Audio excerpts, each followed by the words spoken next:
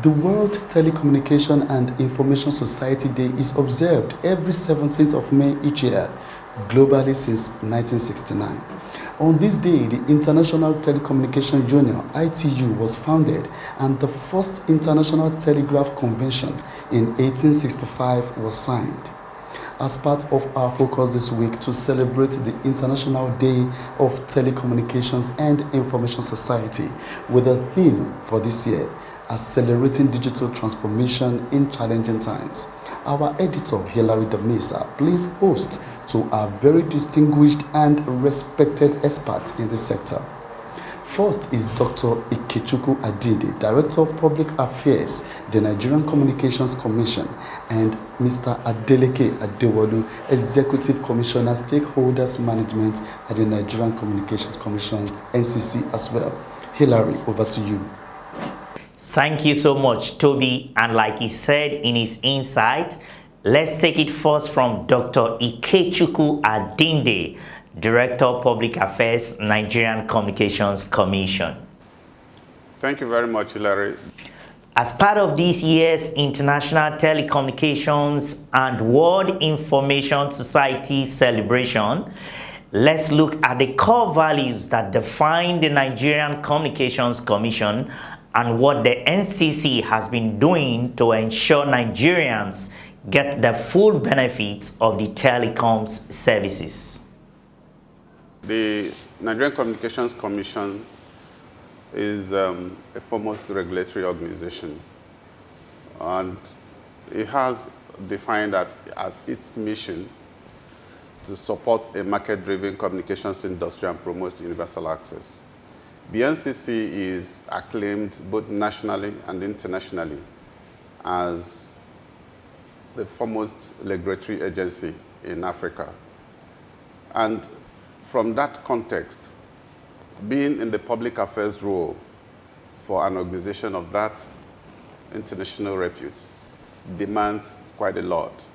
It demands that you're on your toes all the time to keep pace with the flux and the dynamics of activities that happen within and outside the agency, the commission in this instance. The NCC presents you as a corporate communications department, a public affairs department, an opportunity as well as a challenge to mainstream its activities across the different spheres of the industry to the external stakeholders and internal stakeholders. Now to Adeleke Adewolu, the Executive Commissioner, Stakeholders Management.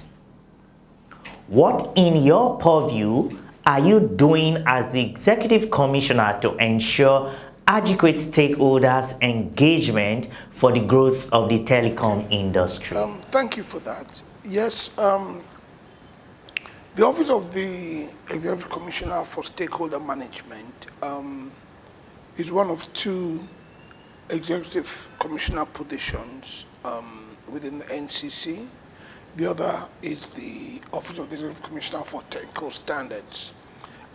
Largely, the Office of the Executive Commissioner for Stakeholder Management, I think you've said it yourself, the primary function of the office is exactly what the name says, which is that I need to identify our external and internal stakeholders, understand their needs, understand their issues, and work with departments of the Commission and the management of the Commission to ensure that those needs or interests are managed accordingly.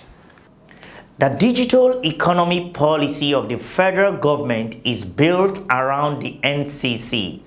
Tell us what you are doing as a commission towards helping Nigerians achieve the quest for a smart and knowledge-driven economy. Thank you very much. The digital economy agenda of the federal government of Nigeria took a different dimension in terms of receiving the support in very strong terms of the government with the launch of the National Digital Economy Policy and Strategy 2 years ago. But prior to then, we've had a National Broadband Plan, of which the NCC has been central in driving that plan. But we've seen that since the assumption of office of Professor Prof Danbatta, he's made, by virtue of his strategic vision plan, broadband penetration a key agenda item for him.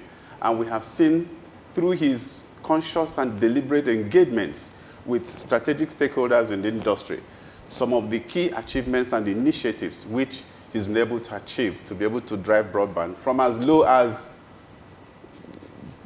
6% when he came in to over 40% as we speak today. I can mention a few of them. One of the biggest issues in the industry, which had stalled broadband penetration, was the issue of right-of-way, multiple taxation. Professor Danbatta came in and tackled this head-on.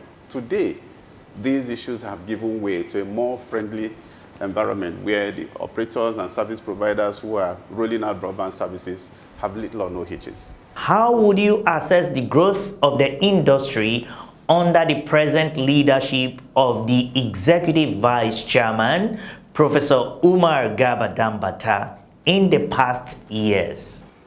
Thank you. Wow. Professor Danbatta is the man who leads from the front.